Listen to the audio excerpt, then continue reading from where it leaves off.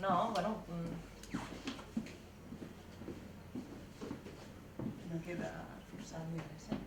Nosaltres no posarem noms sobre la taula en cap cas, ni en cap dels càrrecs institucionals, ni de la presidència ni del govern.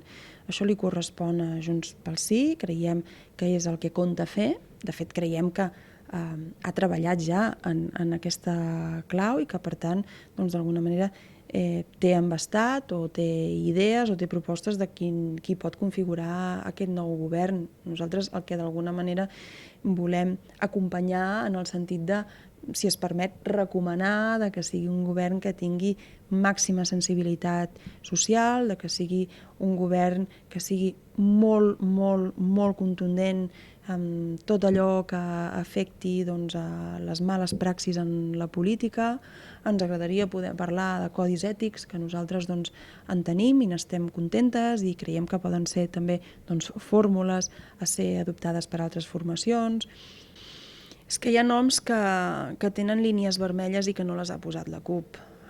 Estic pensant en determinats consellers que per la seva pràctica en les conselleries de les quals s'han responsabilitzat s'han posat línies vermelles ells sols i no les ha posat només la CUP. I jo crec que Junts pel Sí té prou diversitat interna. Junts pel Sí no és una formació que estigui composada pels membres de l'actual govern, és una cosa bastant més transversal i creiem que aquesta funció la farà Junts pel Sí per si sola. És difícil pensar que la conformació del propi govern s'assimilarà al govern que teníem doncs, en aquesta passada legislatura o en l'anterior.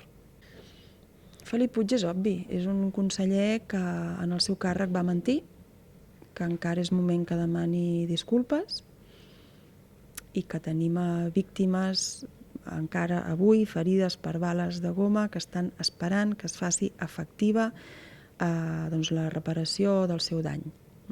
Entenem que una persona que té una càrrega d'aquest tipus doncs no tindria sentit que estigués en un nou govern, però no és que no ho entendria la CUP, és que no ho entendria moltíssima gent en aquest país.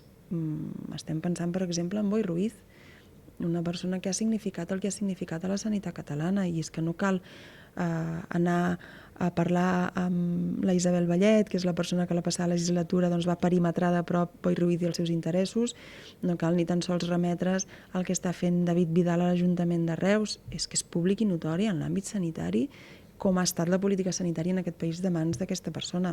Però insisteixo, jo crec que són noms que no estaran damunt de la taula per pròpia imposició de Junts pel Sí. No crec ni que a la CUP ens haguem de dedicar a això. I dintre de la candidatura de Junts pel Sí, en aquest moment amb 62 diputades, hi ha moltes opcions. I nosaltres estem per trobar aquella opció que sigui la millor des de la perspectiva de fer-se acompanyar d'aquests valors que creiem que són necessaris en aquest moment de posar en el centre de l'arena política. No? Per tant, hi pot haver segurament doncs, més d'una opció i més de dues i més de tres.